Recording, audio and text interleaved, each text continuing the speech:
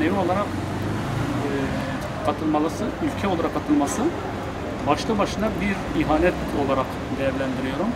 Sebebi ise aile kurumuna hedef alan ve ahlaki değerlerimizi yozlaştıran, değersizleştiren bir sözleşmeden dolayı ben ihanet olarak görüyorum.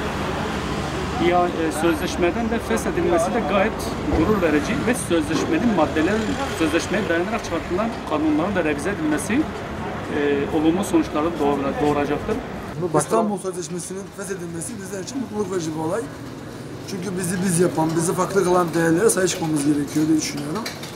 Sonuç itibariyle %99'unun Müslüman olduğu bir ülkede Müslümanların hüküm sürdüğü kanunların ve kuralların geçmesi gerekiyor. Kanımca, vicdanen.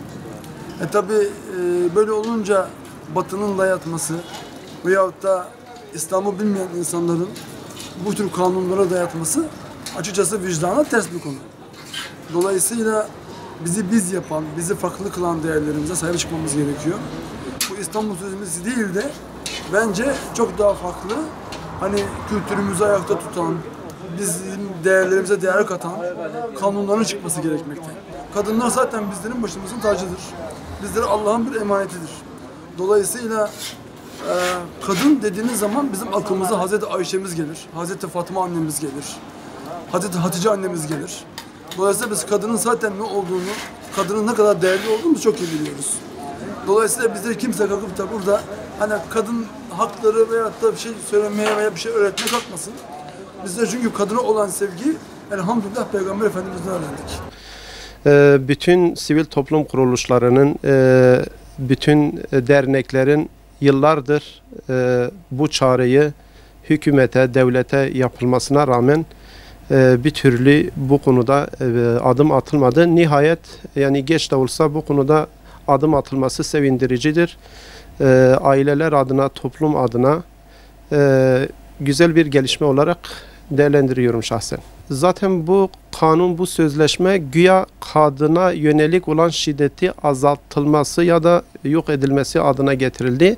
Maalesef sözleşmesinin getirilmesiyle birlikte bakıyoruz ki kadına olan şiddet daha da artmış oldu. Yani istatistik olarak bakıldığında Türkiye'de bu sözleşmeyle birlikte kadına olan şiddet daha da artıldı. Kadın ölümleri daha fazlalaştı. Ailelerin parçalanması daha çoğaldı. Bir nevi yani ters tepti. Yani bu yasa, bu kanun, bu sözleşme toplumumuzun genetiğiyle ters olan bir şeydir. Ters olan bir kanundur. Bunun için zaten olan vakaatlar, durumlar zaten ya da adliyedeki boşanma davaları bu sözleşmesinin ne kadar bu toplumun yapısıyla ters düştüğü zaten ortaya çıkmaktadır. Bu İstanbul Sözleşmesi'nin feshedilmesi hani çok iyi oldu. Zaten İslam medeniyetine uymayan bir sözleşmeydi. Ve bu kadın cinayetini önünde bir türlü kesmedi bu İstanbul Sözleşmesi.